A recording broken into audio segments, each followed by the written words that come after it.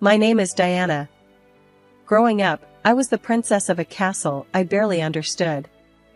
My parents, bless their souls, had more money than some countries, but they made sure I knew the worth of every penny.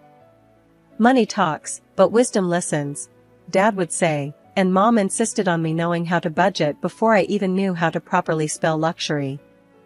Life was a fairy tale until it wasn't. At 12, their private jet crashed, and my fairy tale turned into a stark reality overnight. Grandma took me in. We lived in a modest house far removed from the opulence I was used to.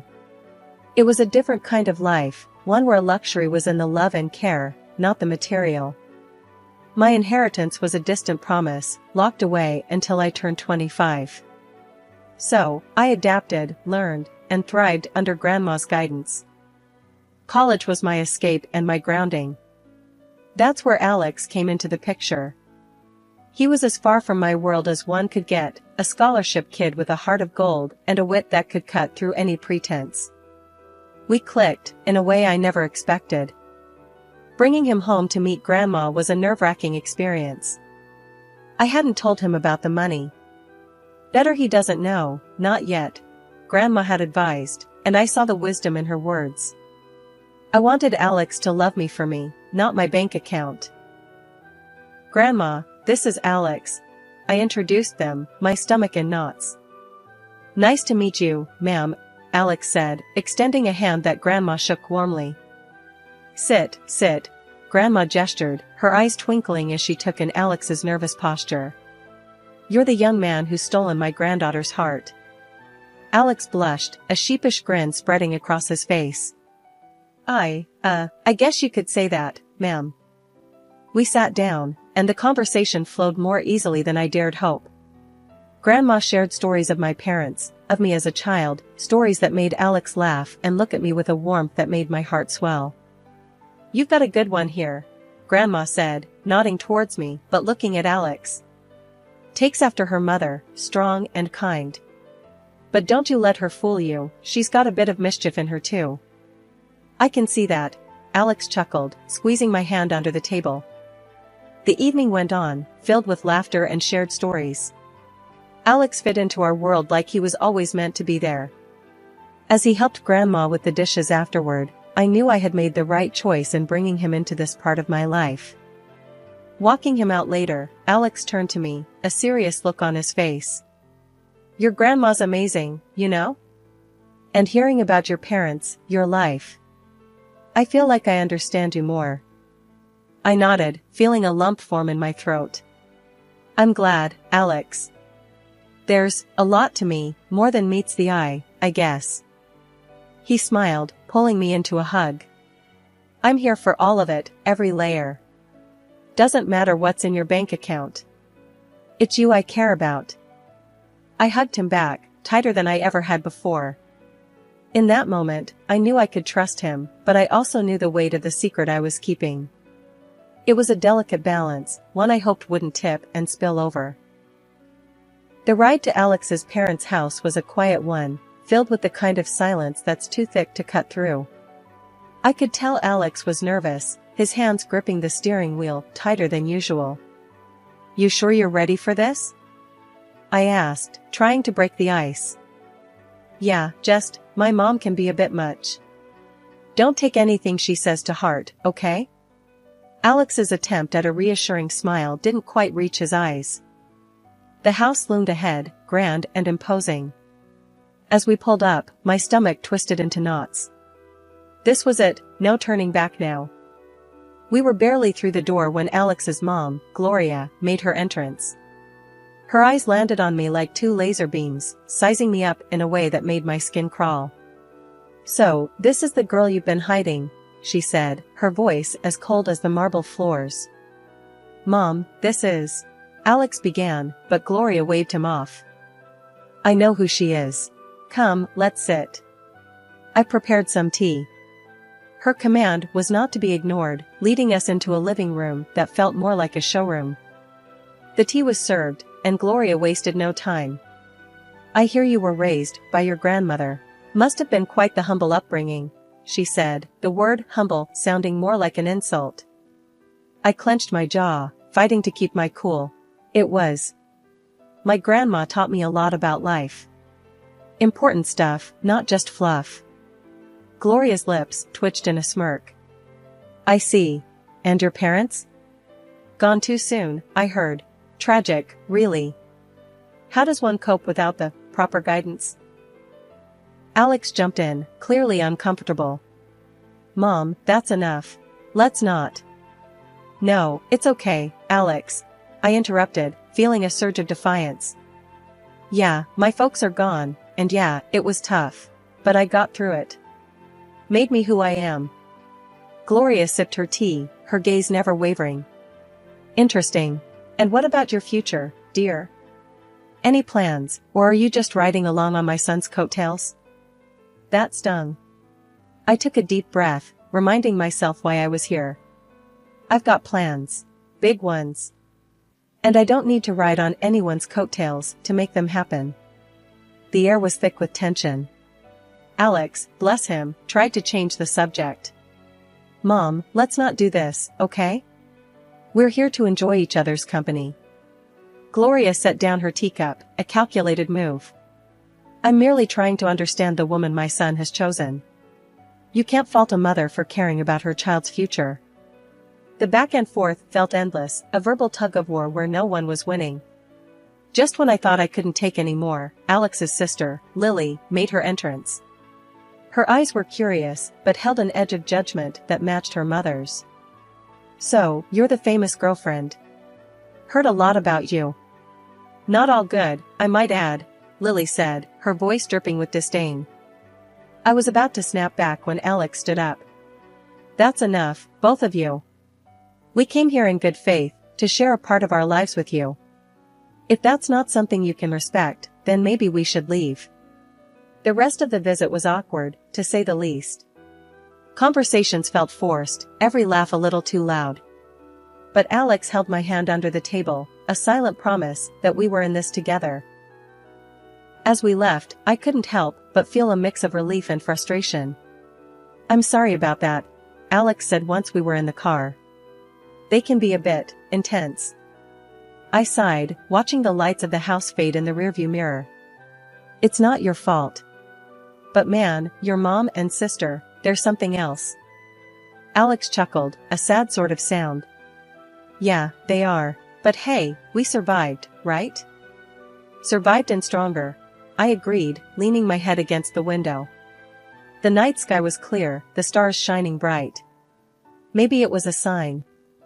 No matter how tough things got, there'd always be a way through.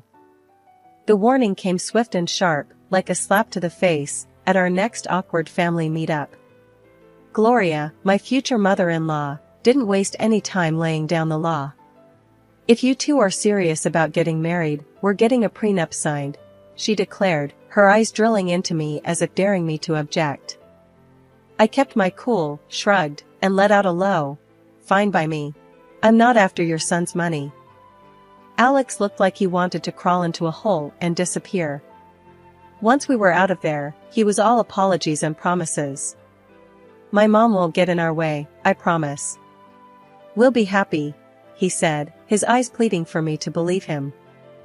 The wedding planning sailed smoothly enough, but the big day itself? That's when the storm hit. Lily, the sister-in-law-to-be, got sloshed beyond belief and decided it was showtime. In the middle of our reception, she staggered up, glass in hand, and slurred out accusations loud enough for the back row to hear. This one's a gold digger. Doesn't know the first thing about our kind of life. Illiterate, trying to snag my brother's cash. After that, there were other antics, molesting guests, and other things that are not customary to talk about in decent society. I felt my face flush hot with anger and humiliation. Without a second thought, I pulled out my phone and called the cops. This drama needed an audience, and I wasn't about to let Lily's performance go unchecked. The aftermath was a hurricane of accusations and threats. Gloria vowed revenge for the disgrace I'd brought upon their family. You've made a mockery of us. The press will have a field day with my daughter's antics, thanks to you. Alex was torn, trying to play peacemaker in a war that had no room for neutrality. I saw the strain in his eyes, the way his shoulders sagged under the weight of his family's drama and his desire to keep us afloat. But I stood my ground, my resolve hardening. This wasn't just about me anymore. It was about drawing a line, about not letting wealth or the lack thereof dictate how I was treated. As the dust settled, and the night grew quiet, Alex and I sat amidst the wreckage of what was supposed to be our happiest day. "I'm sorry," he whispered, his voice heavy with unshed tears. "I never wanted any of this." I took his hand, feeling the rough edges of our new reality. "We'll get through this. But things need to change. Starting with setting boundaries with your family." The vow we made that night wasn't just about staying together. It was about fighting for the respect we deserved, about not letting old money or old grudges define our future. 2 years slipped by since we said "I do," and those vows felt heavier every day. Gloria practically vanished from our lives, and honestly, I didn't miss her one bit. But it wasn't just her absence that marked those years, it was Alex's changing attitude that really drove the wedge between us. He'd come home late, if at all, muttering excuses about work that didn't quite add up. The warmth we once shared cooled into courtesy, and then, even that faded. The tipping point came one night when he threw his jacket on the chair like it had personally offended him and said something I never thought I'd hear. "You know, I could have done better. Married someone with a bit more class, more in line with my circle." His words stung like a slap. I stood there, gobsmacked, wanting to scream, to tell him about the fortune that was mine. But Grandma's voice echoed in my head, advising patience, to see Alex for who he truly was. So, I swallowed the truth and the hurt, biting back tears. I thought maybe, just maybe, if we had a child, it might bridge the gap between us, remind him of the love that brought us together. "Alex, don't you think it's time we thought about having a baby? It could bring us closer," I ventured one evening, hoping to spark something of the man I fell in love with. His reaction was like a cold shower. "A baby? Now? Don't be ridiculous. We're not ready for that. Not by a long shot." That conversation shut me down. It wasn't just the refusal, it was the disdain, the way he made it clear that what I wanted, what I thought could save us, was nothing but a foolish fantasy. Days turned into weeks, and those weeks into months of silence, of living side by side, but not together. Each rude remark, every late night, added another brick to the wall between us. I confided in Grandma, poured my heart out over cups of tea that had gone cold before I could finish them. "He's not the man I married, Grandma. I don't know if he ever was." She listened, her eyes sad, but understanding. "You can't make someone be who you want them to be, darling. Sometimes, we see what we want to see, until we can't ignore the truth any longer." Her words, though heavy, carried a sliver of relief. I wasn't crazy, I wasn't asking for too much. I just wanted a partner, someone who saw me as an equal, who respected me. But as the days passed, it became clearer that wasn't who Alex was. Not anymore, if he ever had been. The idea of leaving crossed my mind more times than I cared to admit. But every time it did, I pushed it away, hoping against hope that something would change, that the man I loved would find his way back to me. The vibe was set for a killer party. I'd gone all out for Alex's birthday bash, hoping to bring back a spark into what had turned into a pretty mundane marriage. No expense was spared, and the guest list was a who's who of our closest pals. Notably missing from the invite list were Gloria and Lily, my mother-in-law and sister-in-law. Their drama was the last thing I needed ruining the night. Alex was in high spirits, soaking in the adoration and well wishes from everyone. For a moment, it felt like we were back in the honeymoon phase, all laughter and inside jokes. But that bubble burst the second Gloria and Lily crashed the party, uninvited but clearly expecting to be welcomed. Turns out, Alex had gone behind my back and invited them, hoping to avoid any family fallout. Their presence turned the atmosphere tense. Lily, in true form, made a beeline for the booze, dressed in an outfit that screamed "look at me," and not in a good way. Gloria's snide remarks flew under the radar, each one a veiled jab at me or our marriage. As the night wore on, Lily's antics escalated. Fueled by champagne and a need to be the center of attention, she started a rant about me not fitting into their family, how I was unworthy of their name. It was a mess, and Alex was nowhere to be found, too busy playing the good son to notice the circus unfolding. The climax of the evening was when Lily, a few sheets to the wind, decided to air out some dirty laundry. Waving around some documents, she slurred out insults, each word a knife. The spectacle ended with her stumbling into the pool, documents flying everywhere. I rushed over, more out of curiosity than concern, and gathered the scattered papers. My heart sank as I pieced together what they were. Divorce papers. Signed, by Alex. It was like a punch to the gut, each signature a betrayal. I stood there, numb, as the reality of the situation washed over me. My husband, the man I had vowed to spend my life with, had decided our journey was over without so much as a word to me. The party around me faded into a blur as I clutched the documents, Alex's signature glaring up at me, confirming what I didn't want to believe. This wasn't just a party to remember, it was the end of everything I thought we had. In the aftermath of the pool incident, I sought clarity amidst the chaos. My heart pounded as I approached Alex, holding the soaked documents that had unwittingly unveiled a truth I was unprepared for. "Alex, what's this about?" I demanded, my voice stronger than I felt, thrusting the divorce papers toward him. Before he could respond, his mother interjected with a smugness that made my skin crawl. "Oh, dear, looks like your little scheme didn't work out, did it?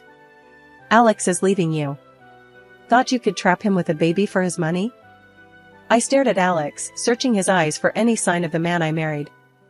But he couldn't meet my gaze, his silence more telling than any words. With resignation, I signed the divorce papers. They were just a formality now, a closing chapter of a book I no longer wished to be part of. As the dust settled, Grandma approached, her presence a calming force. She didn't need to say anything, her eyes conveyed volumes of empathy, understanding, and an unspoken support that bolstered my resolve.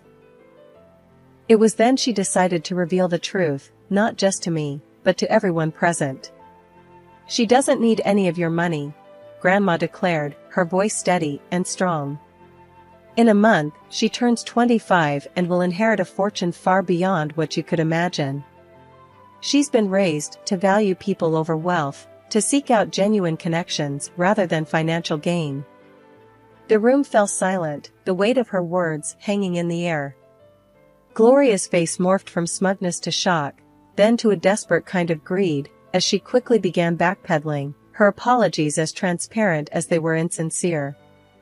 Alex, too, seemed suddenly eager to rewrite the narrative, insisting his intentions were never to hurt me, that he was merely influenced by his mother. But it was too late. The veil had been lifted, revealing the stark reality of our relationship and the motivations behind it.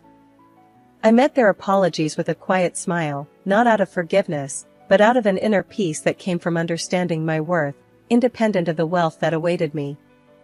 "You've shown me your true colors," I said, my voice imbued with a newfound strength. "As for surprises, well, I prepared another one for you." And at that moment, a loud honk echoed through the tension. Outside, a sleek, luxury car rolled up to the gate, the one I had secretly bought for Alex as a surprise. The irony wasn't lost on me. I couldn't help a bitter laugh as I excused myself, stepping outside to confront the final act of this drama. There it was, the epitome of luxury on four wheels, a symbol of the love I thought we shared, now just another piece in the game of pretense and betrayal. Without a second thought, I slid into the driver's seat, the leather cool and unyielding beneath me, much like my resolve. Grandma, ever my rock, joined me, her presence a silent testament to the strength and dignity that ran in our blood. Turning to face the house, I saw Alex and his mother at the door, their expressions a mix of confusion and awe. "Everything from now on goes through my lawyer," I called out to them, my voice clear and devoid of the warmth it once carried. "And don't worry about my stuff. I'll have a courier pick it up." Their faces, once smug and self-assured, now painted a picture of realization and loss. Not just of the wealth they coveted, but of the person they underestimated. With that, I turned the key, the car's engine purring to life, a sweet sound that promised freedom and new beginnings. Grandma and I shared a look, a silent agreement that this was the first step toward a future unburdened by deceit and manipulation. After the revelations and dramatic exits, the air seemed clearer, as if the truth had not only unveiled the greed and deceit but also cleansed the path ahead. It wasn't long before the first test of my newfound resolve came knocking, or rather, calling. The phone rang, its shrill tone slicing through the calm like a knife. On the other end was none other than Lily, her voice dripping with an unfamiliar sweetness. "Hey, I just wanted to, clear the air between us. We're practically the same age, right? We could be friends." I couldn't help but let out a short, disbelieving laugh. The contrast between this sugary tone and her usual disdain was stark. "Friends?" I echoed, the word feeling foreign. "You mean like how friends don't badmouth each other at parties or try to humiliate them in front of everyone?" There was a pause, a moment where I imagined I could hear the cogs turning in her head as she searched for a response. "Well, water under the bridge and all that," she attempted feebly. "Water into the pool, you mean?" I shot back, unable to resist the jab. The silence that followed was telling. It was clear that my refusal to play along had derailed her plans. "Fine, be that way," she snapped, her veneer of niceness crumbling away. "You'll regret this." I hung up, feeling a mix of amusement and sadness. It was a stark reminder of the facades people wear and the lengths they'll go to when faced with the consequences of their actions. The temptation to retaliate was there, a nagging thought in the back of my mind. I posted a video on social media of her falling into the pool. It went viral like wildfire. Within an hour, 1,000 people had liked it. My sister-in-law was internet famous. She tried to call me, demanding I take it down, but I just blocked her. I'm done with her fake sweetness and her nasty attitude. A week after that, my phone rang with a number I knew all too well. It was Gloria, her voice unnaturally sweet, offering an olive branch she hoped I'd grasp. "Let's put the past behind us. For Alex's sake, can't we reconcile?" she suggested, as if the wounds were mere scratches that could heal with a band-aid of words. "No, Gloria. That ship has sailed," I replied, firm but not unkind. There was no anger in my voice, just a resolute peace. "I wish Alex well, but our paths are diverging. I'm looking forward, not back." Not long after, Alex made his own attempts at a reunion. One morning, I found a bouquet of flowers at my doorstep, the card bearing a simple "I'm sorry, please come back" message. The sight of them sparked more anger than affection. Without a second thought, I tossed them into the trash. His efforts didn't stop there. He tried to visit, showing up unannounced with the hope of talking things through. But I wasn't the same person he left behind. His presence, once a source of comfort, now felt like an intrusion. One evening, as he made yet another uninvited appearance, I met him at the door, with a resolve as hard as steel. "If you don't stop this, I'm going to the police," I warned, my voice steady and firm. "Your apologies can't undo what's been done. It's over, Alex. Really over." The gravity of my words finally seemed to reach him. His shoulders slumped, and with a final, lingering look, he turned and walked away. That was the last I saw of him. In the time that followed, I threw myself into charity work. It became my passion, my purpose. Helping those truly in need, connecting with people who valued kindness over wealth, brought me a joy I hadn't known was missing. Living with Grandma, I found peace in our quiet routine. We'd sit and plan our next project, our next way to make a difference. It was during these moments I realized this was where I was meant to be. I had no illusions about the road ahead. It would be fraught with challenges, perhaps even heartache. But I also knew it would be filled with joy, with moments of unbridled happiness, and the kind of love that enriches the soul. And so, I live my life looking forward, not back. I work, I help, and I hope. I believe in a future where I'll find true love, not defined by wealth or status, but by genuine connection. And yes, one day, I'll have those 3 beautiful children I dream of. But for now, I'm content. I'm building a life of purpose, surrounded by love that doesn't ask for anything in return. This isn't just the end of a chapter, it's the beginning of a whole new book. And I'm the one writing it.